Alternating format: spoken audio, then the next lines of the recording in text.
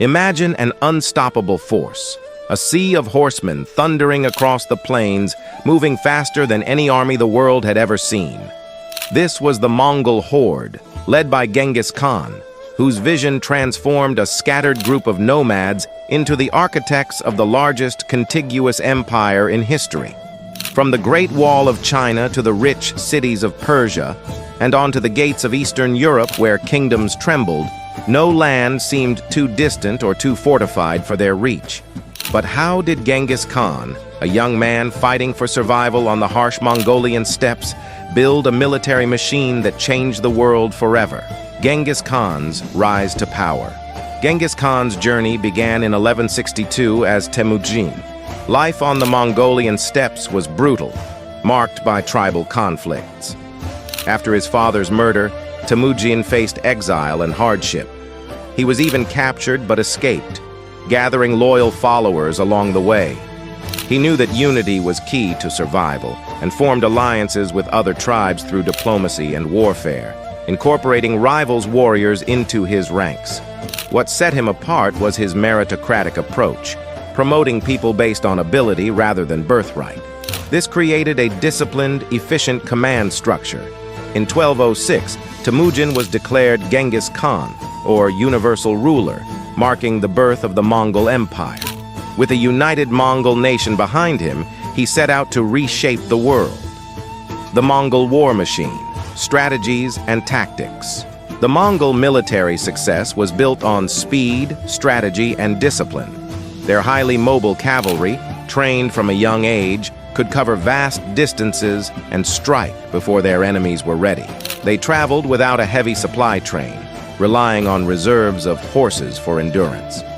Central to their strategy was the Yam, a communication network of relay stations that allowed orders to travel quickly across the empire. This coordination gave the Mongols an edge in battle, allowing them to adapt rapidly. One of their most famous tactics was the feigned retreat. The Mongol army would pretend to flee, drawing enemies into a trap, then suddenly turn and counterattack, catching opponents off guard.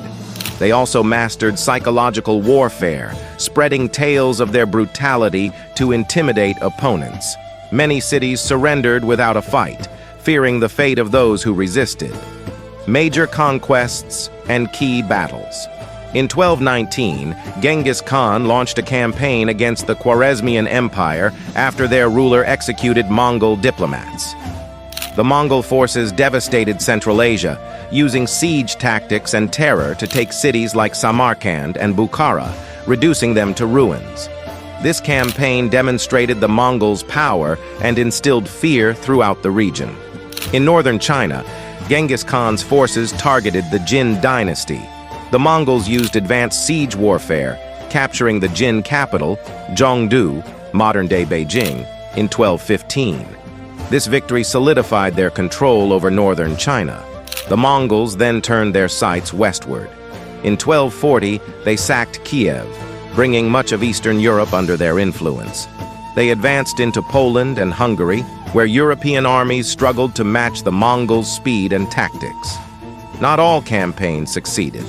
The Mongols' invasions of Japan in 1274 and 1281 failed due to fierce resistance and powerful storms, known as kamikaze or divine winds, which sank their fleets. These setbacks showed the limits of their power when facing natural forces. The Golden Horde and expansion into Europe. After Genghis Khan's death, his successors continued his vision of expansion. Batu Khan, Genghis's grandson, led the Mongol advance into Russia and Eastern Europe, establishing the Golden Horde. The Golden Horde became a dominant power, ruling from the Volga River and demanding tribute from Russian principalities. Their impact on Eastern Europe was profound. The sacking of Kiev in 1240 marked the start of Mongol rule over the region. Fear of the Mongol armies spread into Poland and Hungary, where entire towns faced destruction. The Mongols' mobility and discipline made them nearly invincible, instilling terror across Europe. However, the Mongol advance eventually slowed. The death of Ogedei Khan in 1241 forced Batu and other Mongol leaders to return to Mongolia for leadership decisions, pausing their conquests.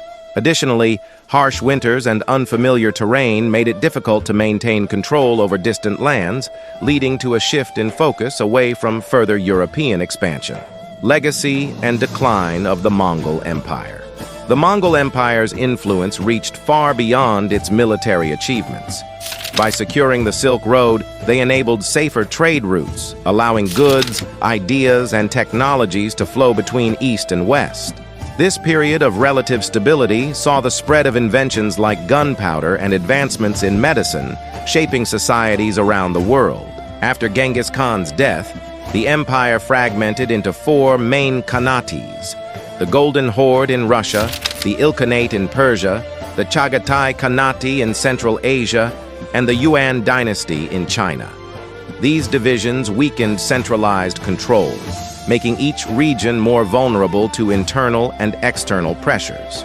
Over time, local revolts and changing political landscapes led to the gradual decline of Mongol rule.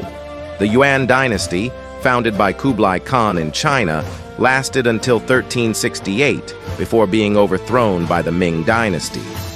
The Ilkhanate in Persia faced its own internal struggles, weakening by the mid-14th century. Despite their decline, the Mongols left a lasting legacy of cultural exchange and connectedness that shaped the course of world history. Conclusion: the enduring myth of the Mongol Horde. From the steppes of Mongolia to the grand cities of Baghdad, Genghis Khan's legacy continues to loom large in history. The Mongol conquests broke down barriers between East and West, but they also left a trail of destruction. Genghis Khan is seen as both a visionary unifier and a ruthless conqueror, a leader whose empire brought both progress and devastation. What do you think?